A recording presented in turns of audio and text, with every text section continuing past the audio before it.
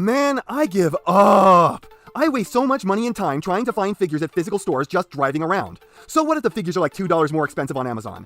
I spend more on windshield wiper fluid for my car driving all the time to find this stuff than I do those extra couple bucks Amazon is charging, and I get that from my faucet. I might as well buy everything there from now on. It saves me money and life. Besides, they finally have most of Legacy on there. So let's take a look at the character no one on Earth but few has ever cared about in G1. It's Legacy Skids. Skids. And my copy here has the single worst defect I've ever seen on a figure. So now I get to share with you guys a little insight into my process for making videos. Whenever I get a new figure in, the very first thing I do with it is test the range of every joint, so I can understand how well everything articulates and have that in the back of my mind while I evaluate other aspects of the figure. You know, so I can be like, well, this transformation isn't very good, but that's because the figure is so well articulated they didn't want to muck that up. Or, this articulation isn't good because it's in service to a really interesting transformation. Or best of all, man, this is the full package, great articulation and a great transformation. So the very first thing that happened when I got this figure is I grabbed this arm and bent the elbow. My immediate thought was, oh, was this not attached in the first place? Like, did they not put the mushroom peg all the way on? Second thought was, wait, did this just break? After inspecting it, I realized that there is a defect where the mushroom peg attaches, flexing this part way off to the side, meaning the port is barely touching the peg at all. Basically, this arm cannot stay on and it's a nightmare. It would actually be less annoying if it was just flat out snapped off, but this is most likely just a my copy thing. So understand that perhaps there is a chance that this could be a widespread defect, but it is very unlikely, and if you pick one up, yours will probably not suffer this issue. And basically, all the other joints on this are well handled and very tight. Seriously, the build on this would have been pretty glorious if it weren't for the arm. So, something I somehow didn't notice till I started writing this video is that this is a fantastic looking figure. Seriously, why did they go so hard on a figure of a character who was in the show for literally, no joke, 40 seconds of screen time ever? The colors just kick ass, set to maximum saturation in all the ways you want to see. The blue is dark like the night sky, the red punches like the sun, and the silver pops. It also feels really big. I mean, it's not huge, but for a modern deluxe, this is really pushing the limits of what they seem like they're allowed to do anymore. He's the same height as the Siege Hound, sharing more than a little in common with that figure in terms of design cues, but at the same time, he's just wider. He comes across hugely hefty and built like a brick shithouse, which is a bad thing if you know his bio, but at the same time, it's a gratifying thing to have in hand, regardless of that. So this is trying to give you your money's worth on the build and size already. But then you have the paint. Holy crap, the paint! This is probably one of the most painted deluxes of all time.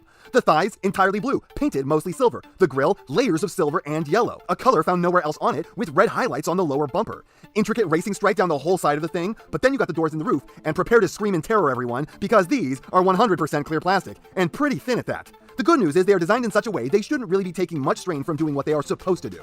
But the bad news is that if you do stuff they aren't intended to do, you are probably going to snap these off real easily. The other bad news is that these clear pieces had to be painted entirely. And while they are incredibly well done, I mean they look great and the color matching is immaculate with a complex pattern on the door, even bothering to pick out the door handles, and the sunroof getting its own clear black paint to mimic window tint, which is above and beyond what they had to do. That unfortunately means that the clearly substantial paint budget this thing had was entirely devoured by these parts when they shouldn't have to be, causing what I see as a fairly egregious misstep in that the windows on the back of the alt mode are just left as blank plastic, and the entire back is left unpainted as well, including the taillights. Why couldn't they have taken these and put them back here? I feel like the priority should have been rear brake lights over forward ones when the front already had the lion's share of the paint.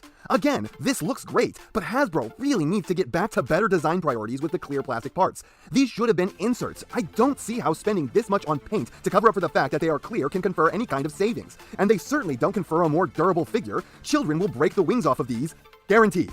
One thing I really don't like is to mimic the classic shoulders, they've done this thing where his shoulder wheels split in half, and like 40% of them rotates, with the other 60 being what mount the arm to the torso.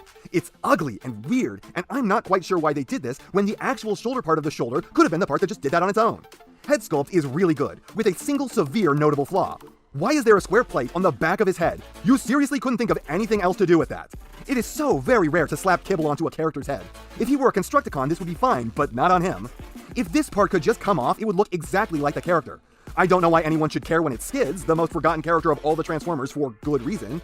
I can't tell if this is a paint mishap or intentional, but mine has these bags under his eyes, which I really do think adds something to the character. More figures should have tired faces. And then he's got painted eyes, and hell yes, no light piping, this looks so much better than if it were. So on a purely visual level, this figure looks phenomenal. I mean, this thing is pretty. But that likely comes at a cost of durability in the long run. That didn't have to be at a cost at all. This could have looked this good if they just didn't use the clear plastic. Hell, it could have looked better. But I can't find myself complaining too much because for once they did bother to pack a ton of work into the sculpt. It's bigger than figures are normally now, by a good margin, it's sculpted great, it has a ton of paint, it looks good, and if mine didn't have the bicep problem, then this would be built better than anything I've handled in a year. Accessories kind of rock too. He comes with his double blaster, which is supposed to be mounted on his wrist, or you can just have him hold it like normal, once again, fully painted. He's got this admittedly ugly looking awkward gun, with the peg to hold it being mounted way down low. This thing is hideous, but both of these are compatible with Siege blast effects, and it's entirely painted. He gets this laser axe, which is supposed to be made out of energon. I question how you rivet energon though. And then you can Power Rangers all these weapons together into a pretty decent Mega Blaster, which explains why the center gun was so ugly. And you know what? I'm extraordinarily down for this. This is the kind of thing that Siege promised us, and then only ever half delivered one time with Hound. And this guy is probably also going to be the only one of those guys who's going to deliver on this idea at all, so he's got yet more in common with Hound. And then before we're done talking about the accessories, let's just take a quick look at the box. Looking at it now, if it weren't for the font they used for the logo, I don't think I would have ever accused this of being 80s. Especially looking at the back, this feels a lot more like a 90s Goosebumps era kind of design aesthetic. It's weirdly nostalgic for me, but I'm one of those people who says that the 90s died for a good reason and that it should stay dead. So accessories are plentiful, well made, and they have a cool gimmick. This is doing far better than average on this front. And posability is also better than average. Head has a bit less range than normal. Maximum shoulders. Normal 90 elbows, wrist swiv, back crunch, a rarity on a chug. Hips are unimpeded going forward and back, but you have to move the backpack for that. And out to the side they are a tiny amount impeded, which they didn't have to be if it weren't for the sculpt. Normal 90 knees, and feet with an extreme pivot.